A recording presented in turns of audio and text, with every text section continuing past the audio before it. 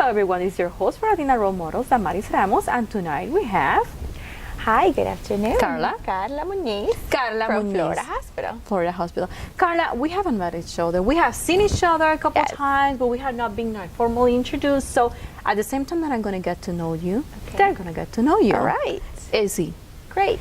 Tonight's about you. Tell me, where is it you coming from? All right. Well, I have practically grown up in Central Florida. Okay, almost a Floridian. Almost a Floridian. However, I was born in Venezuela. Okay. From a Colombian mom, Venezuelan dad. And Okay, the question is, you feel Colombian or Venezuelan? Well, I was born in Venezuela and I've only visited Colombia, so I do feel both, but my heart goes to Venezuela. Because you were born Because there. I was born there and I went to school there and And stuff most like of the that. most beautiful women are from there. So let's just get it Put out it out there. But in the late 1980s, when I was still a child, my parents chose to move to the U.S. to really try to provide an exceptional education. How old were you when they decided? When I you was came 11 when I moved to the U.S. and it was, of course, a shock because I barely spoke any English. Do you remember your life there in Venezuela? I do. And How was it? It was fun. My father was the principal of the school that I attended. Okay. So I was the principal's daughter. They were watching you all the time? They were you know? watching me often, and both my parents played me as the example for others to follow. You have to set an example. Yes, and that was tough because I was mischievous. So but at the same time, it really allowed me to see my father in action, to see him as a leader, to see him managing large groups of individuals. And that was just a glimpse that not a lot of kids get to experience when your dad goes to work and stuff like that. And, I would ride with him to school and he would go into his office and I would go into the classroom.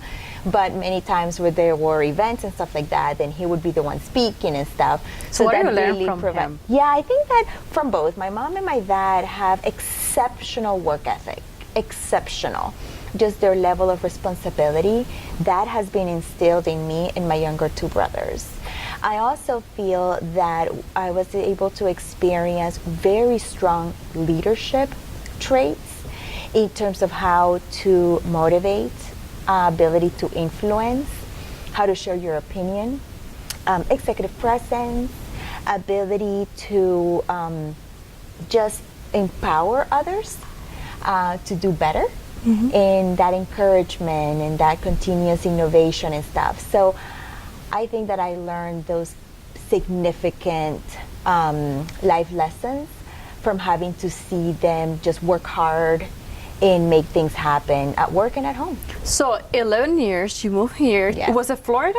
Was here in Central Florida. Okay. Yes. So how was it? Because it was different. Yes, and the transition. Started with the language. Exactly, and the transition was very, very tough because back in 1989 there wasn't a lot of Hispanics Like right in now. Central Florida. Exactly. Everywhere you go. Exactly, it wasn't like that. So I started middle school, and it was tough at first. And I just remember one particular summer, my parents saying, "You're going to go to summer school, and you're just going to dedicate the whole summer to really get your basic fundamentals of the English language."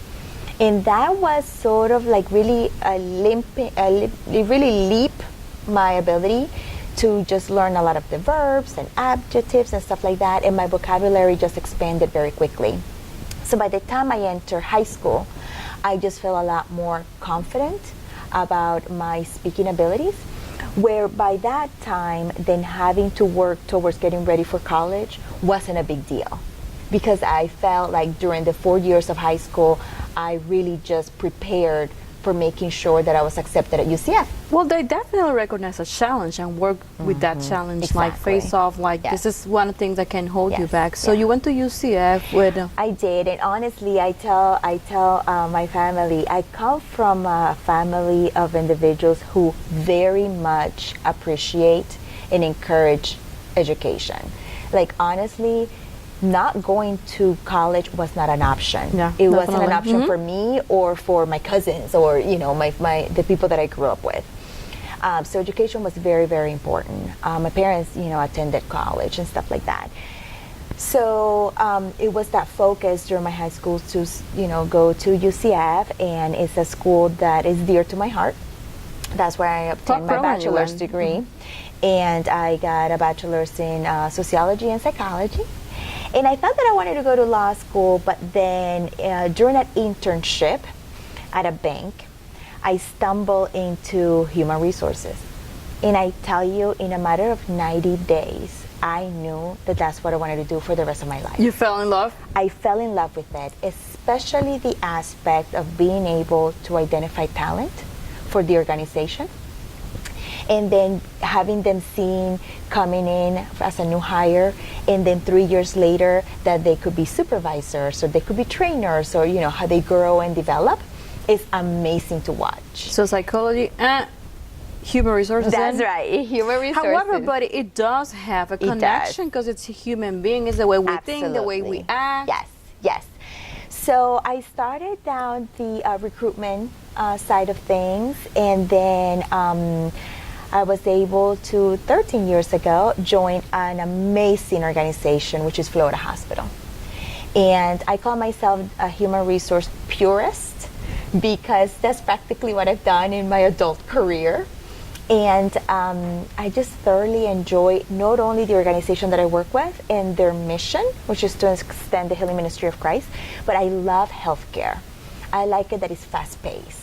I like it that you're in an environment that you are making, sometimes life decisions in an instant.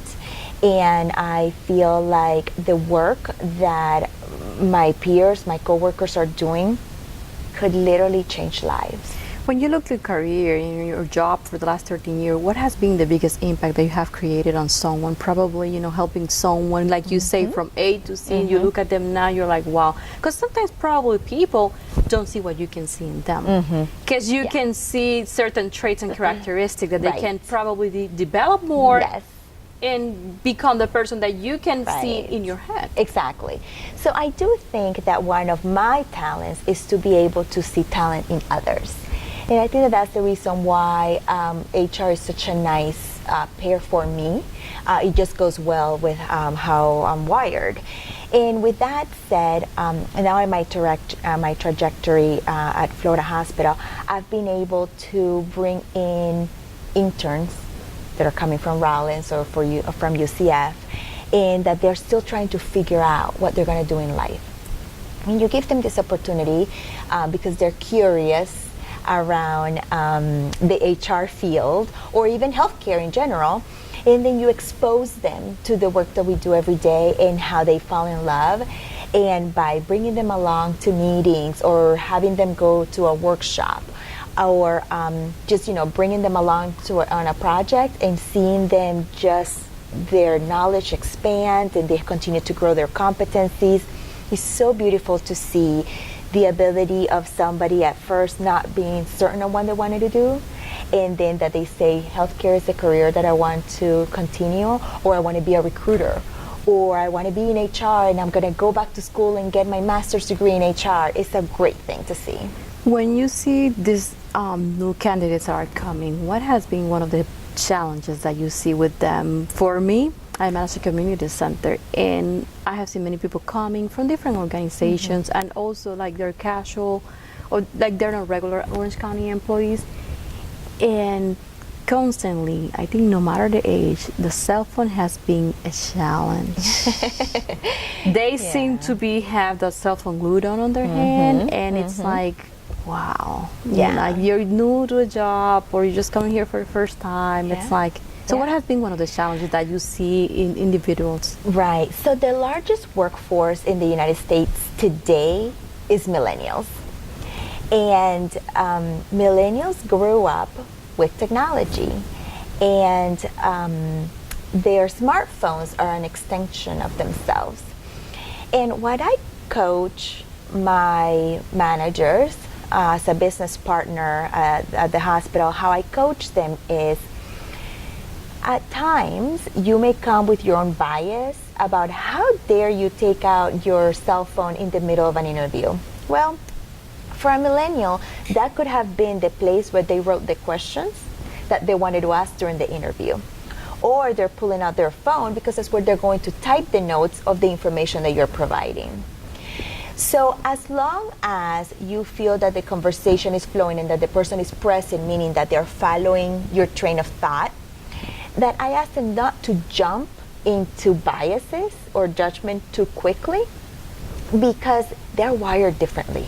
Definitely. So I do say, just, don't jump too quickly. So it has been a challenge probably for you, trying to probably train other people Yes. that are more school or old school around you. Yes, exactly. So understand that as a leader is managing individuals in different generations, baby boomers or Generation Xers and then millennials, that there is going to be differences amongst all those three. The way that they like to be recognized, the way that they like to be communicated with, how for one particular generation, for example, millennials, no news is good news. If you're not talking to me, it's because you feel that I'm doing a great job. That is not the case for a millennial. If you're not providing them feedback, they are frustrated because they don't know how they're doing. So that is all advice that I share with my leaders in terms of we want to meet our employees where they're at. And a lot of millennials are on their smartphones. So right now, how you are approaching new candidates, because things are changing. Absolutely. A lot of people come to the facility I manage and they're like, I'm looking for a job, and a lot of places you have to go online. Not anymore. You should go to a place and ask for a job. That's not appropriate. The newspaper probably it's No not. longer. So That's right. Things have That's changed. right. Absolutely. And I work for one of the largest employers in Central Florida. We have a very strong recruitment brand. So we know that a lot of individuals in Central Florida and outside of Central Florida are very interested in perhaps starting a career at Florida Hospital. So with that said, we manage a large volume of applications. And to your point, we are not posting those jobs in the newspaper.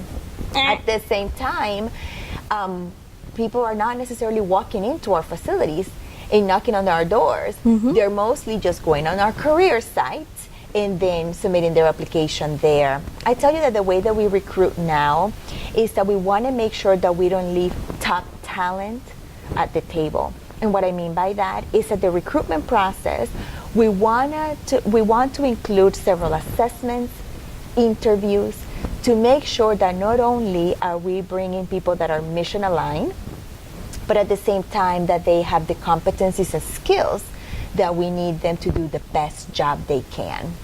So currently we do a lot of social media recruitment. Social media? A lot of digital, because people are browsing the internet and at times, things will pop up. I can tell you're very good at what you do, because I'm feeling like I wanted to look at the website and apply. Oh, well, glad to hear that. You're very good. So last words for those women out there that they see you as a role model, and those are going to be our last words. All right. Well, I have to say that as women, we want to make sure that we are very centered in terms of what we see ourselves doing in the next 3 or 5 years. Really take the time to reflect and think in terms of where you want to be. And target. Exactly, where you want to be, and do some goal setting. Once you know what you want to do, try to then find those individuals that can help you get to those opportunities.